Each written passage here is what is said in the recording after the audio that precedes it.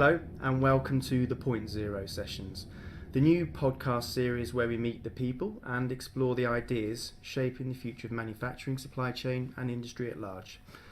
Over the coming weeks we'll be speaking to the people who are driving real change across global industry. We'll be focusing on innovation, emerging technologies, digital transformation and how to create new experiences that delight modern customers. This week I'm delighted to welcome Stefana Saxton, who is Business Excellence Innovation Leader for Black & Veatch.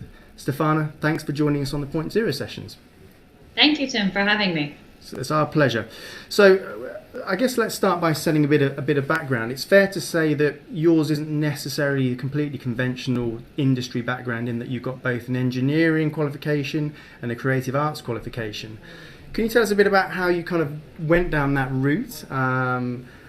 What that skill set you think maybe gives you that might be a bit different and maybe affects and influences the way you think and work in your day-to-day life? Yeah, absolutely. It's an interesting story, but I won't go into the extensive detail.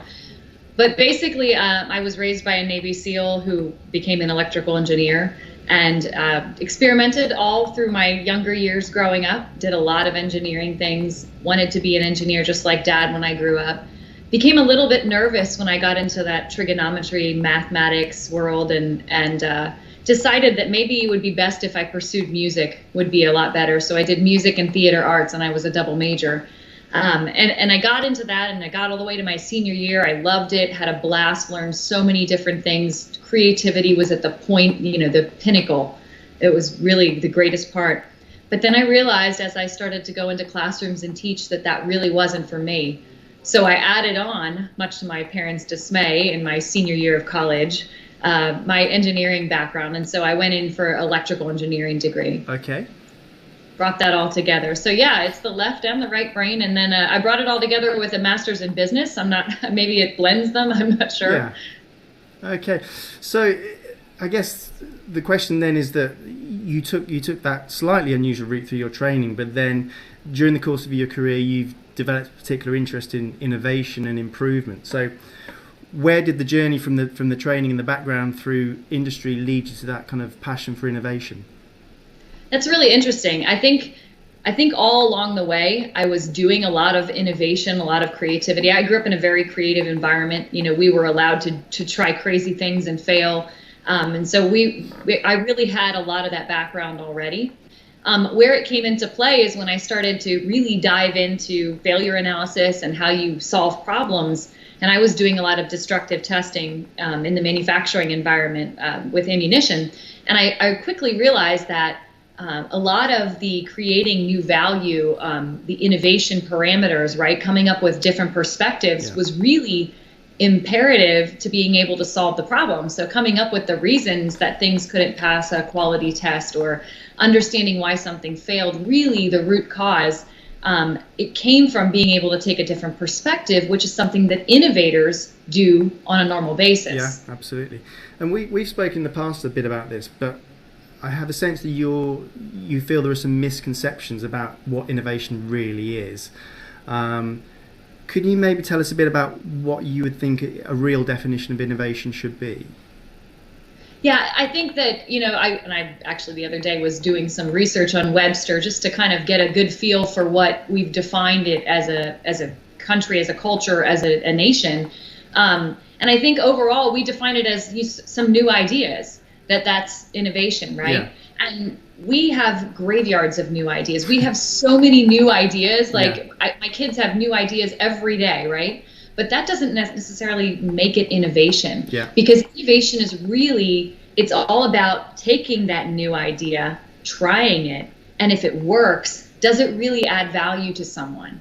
So, in business excellence, we like to talk about innovation as being the implementation of new ideas that create value. And so we have that definition that it's really threefold. You can't just have great ideas. You have to actually do something with them and act associated with it. And someone has to find value within that idea. Yeah. And this concept of taking the idea from the sticky notes and whiteboard into the world of making things happen, I think is important to the whole concept of innovation. Which leads me to this idea around innovation and failure, which are basically two mutual concepts. You tend to not have one without the other if you're doing it properly. So in a lot of organizations, the idea that you try something and it doesn't work out still seems to carry a stigma. Why is it that companies still have this kind of deep-rooted fear of that? And what can they do to get over it? Absolutely. I think, we experience it in Black and Veatch on a daily basis as well. Even though our CEO is a full proponent of failure, hate to say that, but he is. He's really behind the concept of failure, not as a company, obviously, but as failure as a means to success. But I think that stigma of failure really comes out of growing up. And I don't know, how it is in other parts of the country growing up, but as we grow, especially in the United States culture, our educational system is not set up to teach people that failure is acceptable and that it's the way to learning. We actually don't like to get an F, right? We don't want to fail. We actually carry a very negative stigma with failure. But here's the key. I love this quote, and this comes from Ed Catmull at Pixar Studios. It says that failure is not a necessary evil. In fact, it's not evil at all. It's a necessary consequence of doing something new.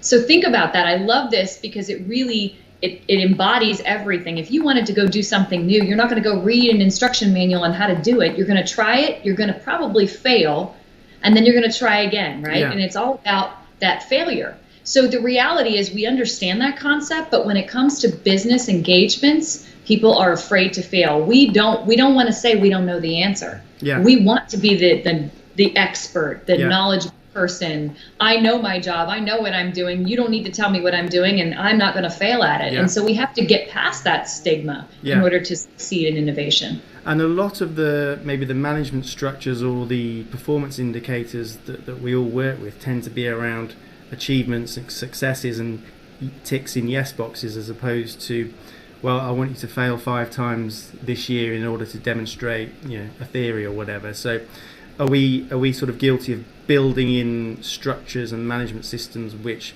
reward success and still kind of stigmatize the failure? I agree. We do. In fact, I think most industries still operate on that. There are some companies that tout a failure resume, and other companies that actually go into their quarterly meetings and talk about their greatest failures. I think until we really approach that as that failure is really the key to success, we're going to still fight that culturally within companies. But we do set up our metrics for that, right? Because we say, hey, you know what? Don't fail. I need you to achieve, $1.5 million here. This is what your goal is. You need to do this, this, and this. And by the way, I want you to improve these things about you. But where's the failure? What risks did you take? Tell me where you shot a few bullets and maybe you got onto something that could really create something new for our environment or our team or our company as a whole, right? So as well as those kind of management and system problems which maybe hold back a culture of innovation and embracing failure, are there any other common mistakes that you see when companies try to launch innovation or improvement programs? Are there any ones you kind of see from place to place? Typically what I've seen in trends anyway is that it's a huge push from the beginning, right? It's all right, we are going to be the greatest innovators, and they get everyone hyped up and everyone motivated, and then they lob them out there and they don't have a structure behind it. And the key to that is that, and another, I love quotes, by the way, you'll find that out. So Jim Collins talks about that great companies have 3 characteristics. They have a strong set of core values, a relentless drive for progress, and mechanisms that translate principles into action. And here's the thing: if you're going to go and have a big innovation initiative, or you're going to have this, we're going to really become the world's best, most innovative company, you have to have a mechanism for people to follow, because our minds look for structure, right? So they have to have some way of following that mechanism and then launching into the more creative side of the thought process. So there's a twofold. You can't have innovation without discipline. You have to have discipline with innovation, but there's a balancing act. And I think companies launch out that undisciplined innovation core and they have no idea where they're going, and then that's when they fail. And this actually leads on to some ideas which I think your creative arts background might also inform, which is around creating the right psychological, environmental conditions that you need to support innovative thinking. you've mentioned a little bit about structure. Innovation without structure could just be chaos, I guess. But what are the conditions you feel are really important, whether that's psychological or environmental, that support innovative thinking? We talked a little bit about my degree in the back, and it was so funny, or in the beginning of this conversation, it's so funny that I've been doing a lot more research into some old papers, right? And I found this old syllabus from my theater of the improv class. Okay. And I was reading this course objective: the actor must become capable with trusting themselves in the midst of success and failure within the context of performance. Okay. It really has to do with setting up a safe environment for innovation. So if I'm working with an ideation team and I realize that there's some people that they're not talking as much as others, they feel probably some key influencers in the room, right? Where I've got my bosses in here, I might not be able to feel comfortable to bring forth my most prized idea. Yeah. And I actually do some different activities with them to level set, because trust and vulnerability are key. Brene Brown says this. She says, vulnerability is the birthplace of innovation, creativity, and change. Without an open and safe environment for you to give your greatest ideas forth, people will shut down. And that's where that theater comes in, because in the theater of the improv, there's fundamental rules to the stage. And if you get on an improv stage and you deny someone's idea, or you take and you discount it, or you undo it, progress stops. Yeah. So the theater of the improv, it's a yes and environment. It's not an or environment, right? But in our companies, we're an or. We're like, well, that will never work. Yeah. That can't happen. You can't put wings on a squirrel and send him off the top of the roof and make him fly, right? I mean, these are the things that we pass judgment on ideas before we even give them a chance to survive, and people don't feel safe. Yeah. And so you have to have a caretaker of your idea. You've got to feel safe and feel okay with bringing forth your greatest ideas. It's interesting. How do people respond, whether that's kind of business leaders, when you raise the concepts of improvisation and techniques and ideas you've learned in the creative arts, and say there's real value in transferring these into a business space? Do you have to kind of chip away at a certain amount of cynicism before they understand and accept the value that a different way of thinking can bring? You would think that, but what I have encountered in the numerous sessions and different times that I've done these activities that I use is that at first, yes, they're like, this girl's crazy. What's wrong with her? She's just out there, right? Yeah. But here's the key. When you create vulnerability, when I'm vulnerable with you, you start to trust me, and there's a safe environment, and you feel like you can open up and share things. Yeah. That's the way our lives are. It's also that way in business. Yeah. So I become vulnerable in my sessions with the groups that I work with. Then I ask something of them, and I ask them to be vulnerable with each other. When I do that in the sessions, it's amazing. I have had leaders. In fact, last week I just did this session, and our CEO took off his jacket in one of my sessions, put it on inside out. I mean, I really make them try to step out of their comfort zone to make their partners look good and feel insanely smart. Yeah. So it's phenomenal what you see, but really people, they become more comfortable as you're vulnerable with them. Yeah. So I have not experienced a huge amount of resistance from leaders. Okay, well that's encouraging to hear. I'm interested in the idea that we're increasingly expected to be creative. The world is changing, and we hear about disruption and new business models, and that conventional industries might be under attack from the disruptors. So there's definitely this drive to be more creative, to think differently. Yet, do you feel that we are preparing people of any age, as they come into the workplace? Do they have the tools and behaviours to allow them to be creative? Or do we sort of neglect that and assume that as soon as I pull someone into a room and say, right, this is the idea session, they'll flip a switch and they'll suddenly get how this thing works? Could we do more earlier in people's careers to give them the tool set to deal with this kind of thing? Yes, we could. We use business excellence as a mechanism to do that, because we get people right out of college, especially.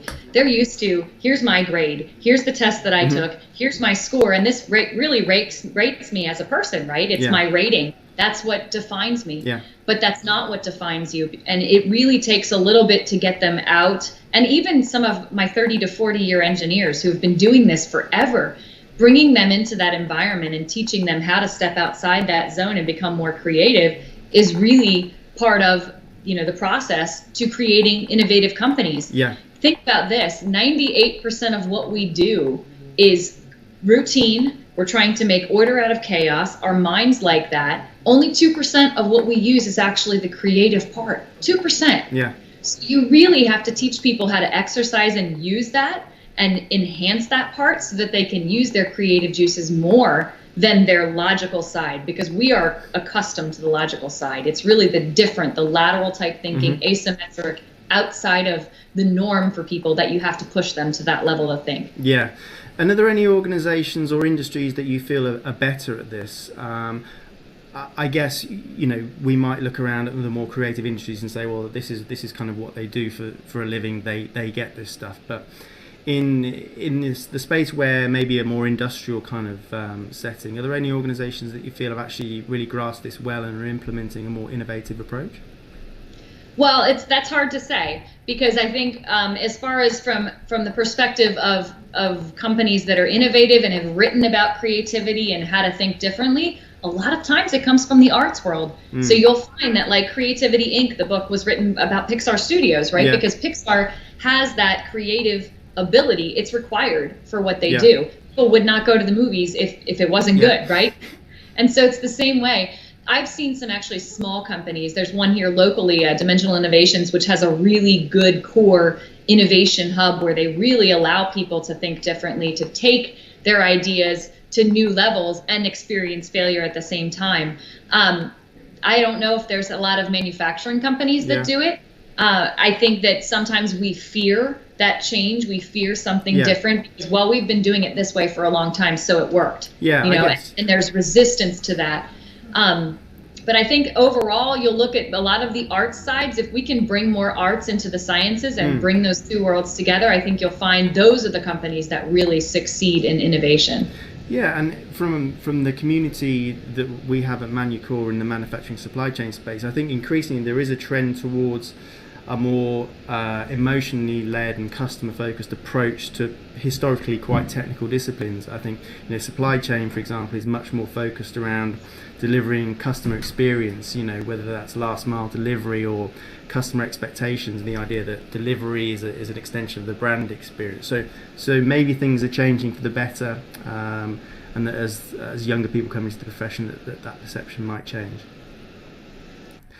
Yeah, absolutely.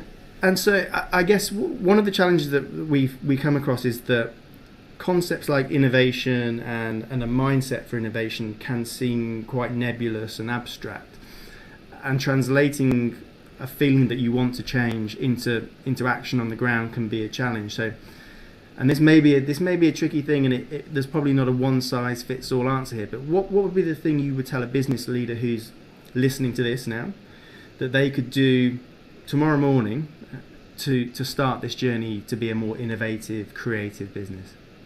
If they want to lead ideation teams, they have to learn to become very uncomfortable. Truthfully, part of creating something new is there is a significant level of uncomfortability, however you want to say that. You can count your number of successes by the number of uncomfortable situations and or conversations you've had. So think about that. If you become more uncomfortable, then you're on to something. So that's actually how I gauge. If I get a little bit nervous or I start to have that feeling of uncomfortableness, then I know that I'm on to something great. And the reason is because it's not the norm, right? We're not executing on the path.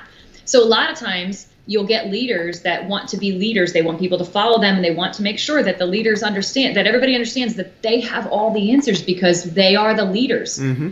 The best leaders, they know they don't have all the answers. Yeah. They bring together those high performance teams of varying backgrounds, right? Where you've got just a plethora of knowledge, because the other key here is, and we want all these subject matter experts. I think Jeff Bezos puts it really well. He doesn't want you to be confined by being a subject matter expert. You need to be an expert in your field, but you also need to understand the novice's mind, right? Because in the eyes of an expert, there's only one way, and in the eyes of a novice, there are many ways. Yeah.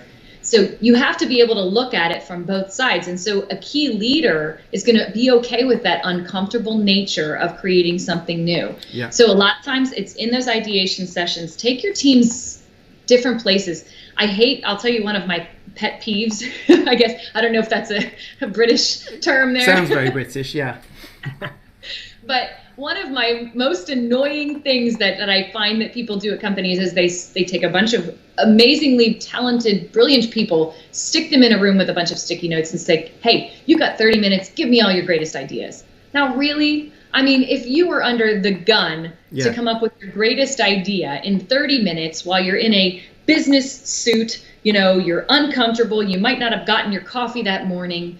No, because our most creative ideas come in a state of relaxation. Yeah. When our mind is relaxed, we think more creative. And so business leaders need to realize that those ideation sessions, 30 minutes, an hour, whatever it is, that they're taxing on people and they're not really getting them to think differently. I find that creative activities, and there's a lot of those, when we get to the part where you want about my book, like books that I like, there are so many creative workout activities that you can use with teams to really get them thinking differently. And I think business leaders need to set the stage for creativity to really flow in their teams. Yeah. And I guess an iteration that goes beyond the idea of having all your most creative people in one room and saying, right, go for it, is the idea of innovation hubs and innovation labs, which increasingly the big established brands are establishing.